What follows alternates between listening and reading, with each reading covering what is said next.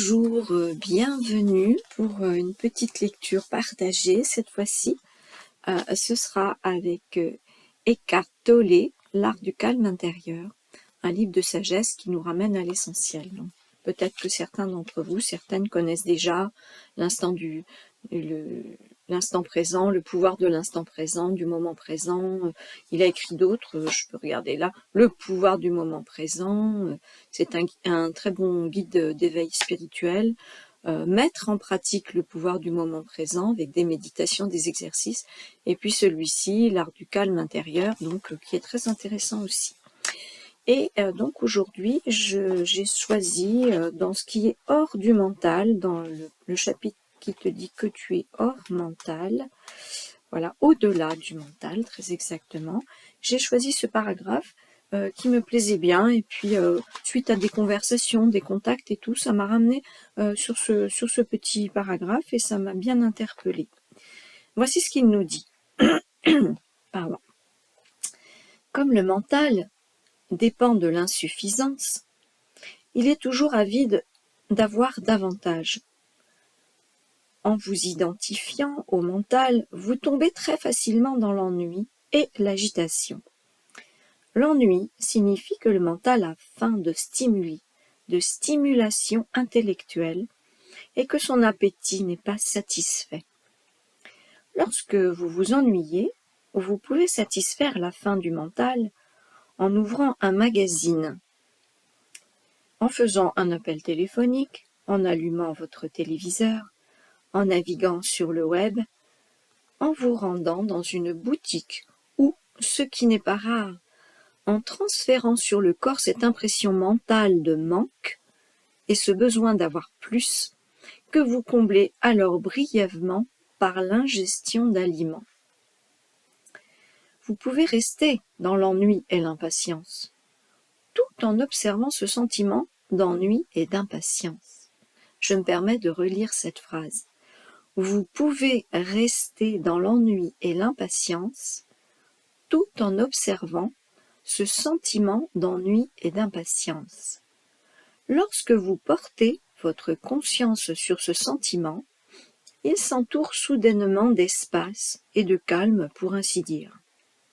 D'abord un peu, puis, à mesure que grandit ce sentiment d'espace intérieur, l'ennui diminue en importance et en intensité. Ainsi, même l'ennui peut vous enseigner qui vous êtes et qui vous n'êtes pas. Vous découvrez que cette personne qui s'ennuie n'est pas votre nature essentielle. L'ennui n'est qu'un mouvement d'énergie conditionnée qui vous habite. Vous n'êtes pas non plus cette personne en colère, triste ou craintive. L'ennui, la colère, la tristesse ou la peur ne sont pas à vous. Ils n'ont rien de personnel. Ce sont juste des états d'esprit. Ils vont et viennent. Rien de ce qui va et vient n'est vous. Je m'ennuie. Qui se laisse là? Je suis en colère? Je suis triste? J'ai peur? Qui c'est cela? Vous êtes le fait de connaître et non l'état connu. Alors ici, il nous explique qu'en fait, déjà ça veut dire que quand tu es en insuffisance, quand tu as un manque, que tu as un besoin de combler, que ça devient un petit peu compulsif, que ça te fait tourner en rond, que ça marronne en toi, déjà ça veut dire qu'il y a quelque chose qui va pas. Alors c'est vrai que, humainement parlant, la tablette de chocolat peut y passer, des gâteaux, des biscuits, enfin l'alimentation selon ce que tu aimes. C'est vrai aussi que tu peux te jeter sur une super paire de chaussures que tu avais repérées, que tu peux te jeter sur un tas de trucs, ou parler des heures et des heures au téléphone pour finalement t'étourdir en solo, parce que ça va pas si bien que ça. Enfin bref, il y a 10 000 façons de compenser, parce qu'il y a un état d'être qui est mal, il y a un manque, il y a un mal-être, et il faut le combler. Lui, il t'invite ici plutôt à une invitation quand même, c'est vrai, assez curieuse, mais il te dit tu peux rester dans cet ennui, cette impatience, cette frustration qui te génère comme ça des envies compulsives ou de l'agacement ou autre. et tu te poses dedans. Et il te dit que tu observes, tu descends en toi et tu vas essayer d'observer ce sentiment d'ennui et d'impatience. Tu laisses faire. On dit laisse faire. Voilà. Et tu vas t'apercevoir que peu à peu, le calme s'installe à l'intérieur de toi. Peu à peu, ça se pose. Peu à peu, la lumière se fait, ça s'éclaircit aussi en toi. Tu vois, tu, tu te poses. La part des choses va se faire spontanément. Le mental aussi va se calmer parce que finalement, tu vas attraper les choses, tu vas les prendre, tu vas laisser venir. Et tu vas t'apercevoir aussi que c'est quelque chose de passager. Ça ne veut pas dire que tu peux pas te manger ton petit chocolat ou aller te faire plaisir. Mais avant de commencer par réagir compulsivement, il faudrait déjà essayer de comprendre d'où vient cet état de mal-être, de besoin de compensation, de frustration, besoin de combler un vide. En fait, il y a plein de choses qui vont pas à l'intérieur de toi, c'est plein, tu vois. Mais pourtant, tu as envie de remplir avec autre chose, par-dessus les choses qui vont pas. Et donc, quelque part, tu masques, tu caches, tu compenses, tu comprends. Et tu ne vas pas si bien que ça. C'est-à-dire que une fois que tu auras porté 2-3 fois la jolie paire de chaussures, tu seras peut-être toujours dans le même état, quelques tablettes de chocolat plus loin aussi, et tu n'auras pas solutionné, tu n'auras pas apaisé en toi ce qui ne va pas. Tu deviens l'état de choses, tu deviens cette chose compulsive, cette colère, cette frustration, tu deviens l'ennui.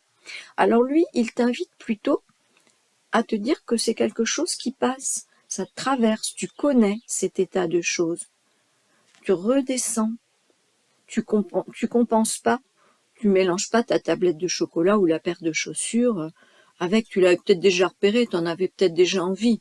Donc si tu en as envie, ça c'est autre chose, tu vois. Mais ne te jette pas sur ton mal-être ou ta frustration pour compenser, parce que ça ne solutionnera pas longtemps. Si tu fais cela, tu rebondis d'une frustration à l'autre, d'une insuffisance à l'autre, et tu deviens l'état connu de frustration ou de colère, ou etc., ou de manque.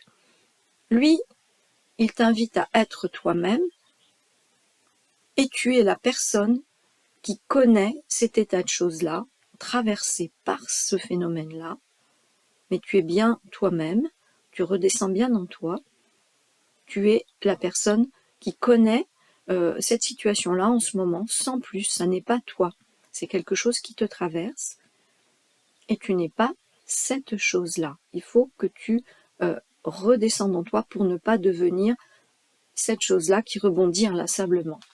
Voilà, d'où cette phrase qui finit son chapitre, qui dit « Vous êtes le fait de connaître et non l'état connu ». Voilà, j'espère que ça vous inspirera ou ça vous aidera peut-être à parfois recanaliser un petit peu. En tous les cas, moi j'aime bien, ça m'inspire.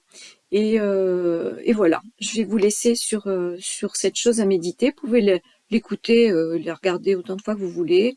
Voilà, moi je vais la mettre dans ma playlist YouTube de toute façon, et je vais la partager aussi sur Instagram. Voilà, et si ça vous plaît, eh bien n'hésitez pas à partager, à mettre un petit pouce, à vous abonner aussi pour faire vivre un peu la chaîne dans les algorithmes, hein, parce que on est très dépendant de ça. Et puis je vous fais des gros bisous et je vous dis à tout bientôt pour un nouveau partage.